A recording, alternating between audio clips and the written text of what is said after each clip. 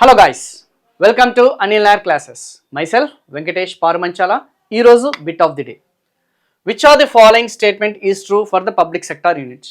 ప్రభుత్వ రంగ సంస్థకి సంబంధించిన కింది ప్రకటనలో ఏది కరెక్ట్ అని అడిగారు. Most of the assets is owned by a group of people. అంటే ఎక్కువ మంది ఆస్తులు ఏదైతే ఎక్కువ శాతం ఆస్తులు వచ్చేసి కొన్ని వ్యక్తుల సమూహాల మధ్య ఉంటుంది. Most of the assets is owned by big companies.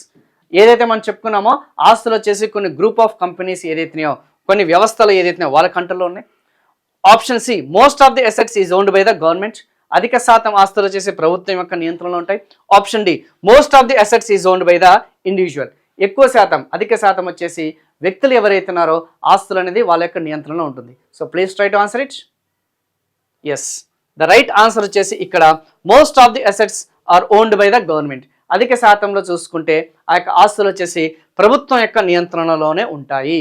So public sector unit అంటాం అంటే అధిక శాతం, మెజారిటీ ఆఫ్ ది షేర్ వచ్చేసి ఇన్వెస్ట్మెంట్స్లో పెట్టుబడిలో 50% కంటే అధికంగా ఒకవేళ ప్రభుత్వం యొక్క వాటా అనేది ఉంటే దాన్ని మనం పబ్లిక్ సెక్టార్ యూనిట్ అని చెప్పేసి అంటామన్న సంగతి గుర్తుపెట్టుకోండి. మినిమం షేర్, ఇది మ్యాక్సిమమా మినిమమా?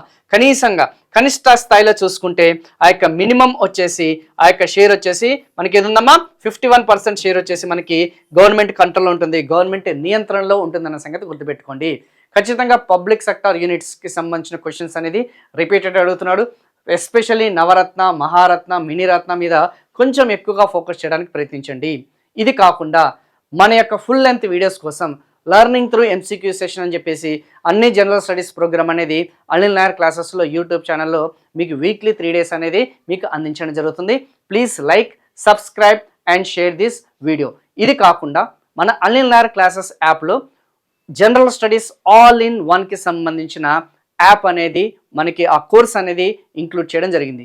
సో మీరు రాబోయే ఈ యొక్క RRB, SSC, SI, PC, other general studies ఎగ్జామినేషన్స్కి ఎవరైతే ప్రిపేర్ అవుతున్నారో మీరు తెలుగు మీడియం వాళ్ళైనా సరే, ఇంగ్లీష్ మీడియం వాళ్ళైనా సరే, ఏపీ వాళ్ళైనా సరే, తెలంగాణ వాళ్ళైనా సరే ఒకే కోర్సులో అన్ని క్లాసెస్ అనేవి కూడా అందించడం అనేది జరుగుతుంది. So signing off, your Venkatesh పారుమంచాల.